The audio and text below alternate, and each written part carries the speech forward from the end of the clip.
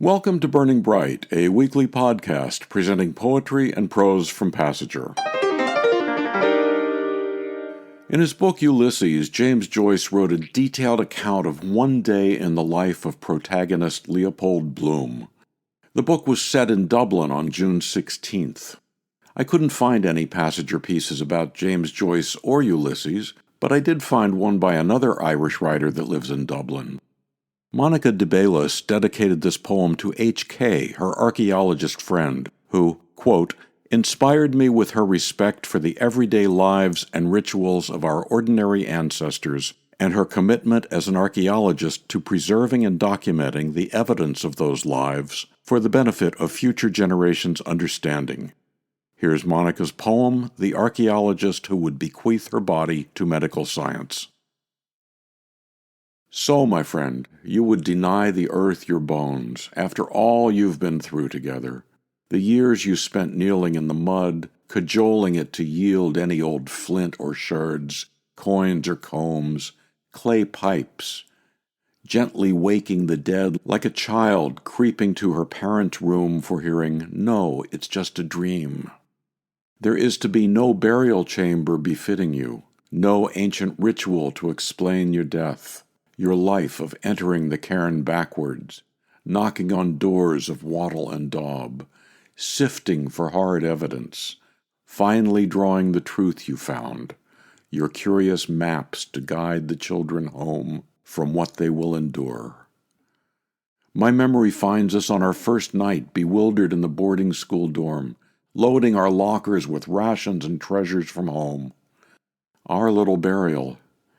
Your jam jar displaying your appendix operation stitches drew my instant recognition.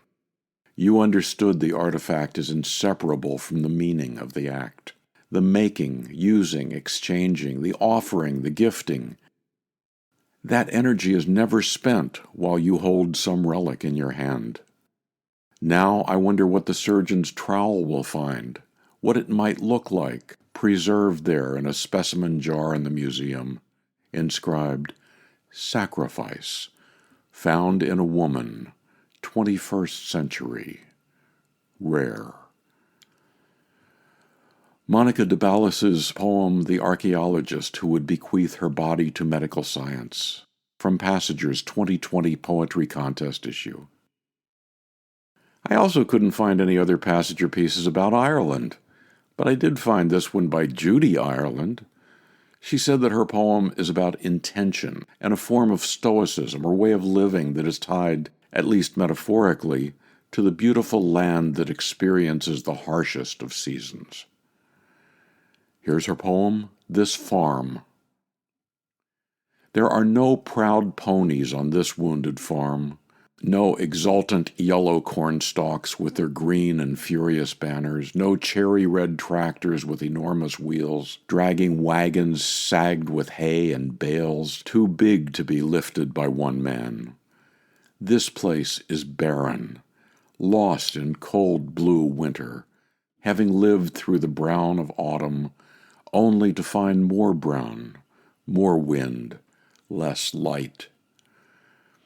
I had planned to raise so many children. They would chatter in the dark and complain about me, dislike the oatmeal and the way I combed their hair.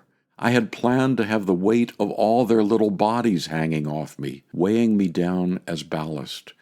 I had planned to wash hands and feed mouths for years and years, and then lose control, throw up my hands, and watch them propel themselves in every direction, good and alive.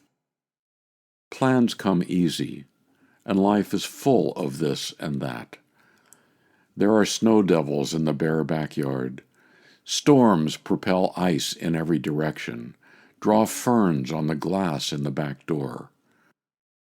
Love still happens, and is fine, regardless of the quiet of land that is uncultivated, returning to the wild. This Farm, Judy Ireland, from Passenger, issue 52. I said at the beginning of this episode that this week marks Bloomsday. James Joyce chose June 16th for Bloomsday because that's the day in 1904 when he began a relationship with a woman named Nora Barnacle. I couldn't find anything about Nora Barnacle either in the Passenger archives, but I did find a poem by another Nora. Nora Percival was born in 1914 in Samara, Russia. She said that after the Bolshevik Revolution began, her father had to escape to avoid arrest or death, and she and her mother eventually rejoined him in New York. Here's a sonnet she wrote for her husband. May I have this dance? Tonight we met, tomorrow we shall part.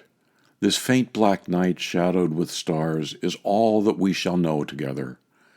Between start and finish lies a single music, tall and fluent as our bodies in the dance. An iced drink on a table, and a kiss. The trade winds bring a thin scent of romance. Has been and is to be are lost in this. We move within a ring of swift delight, wrapped in a lovely dream that has no name. The red flare of a match contains the night as our two distant lives glow in this flame. The beat of the bolero is a sign that once one music held your heart and mine. May I have this dance, Nora Percival, from the 2005 Passenger Poetry Contest issue. To subscribe to or learn more about Passenger and its commitment to writers over 50, go to PassengerBooks.com. You can download Burning Bright from Spotify, Apple and Google Podcasts, and various other podcast apps.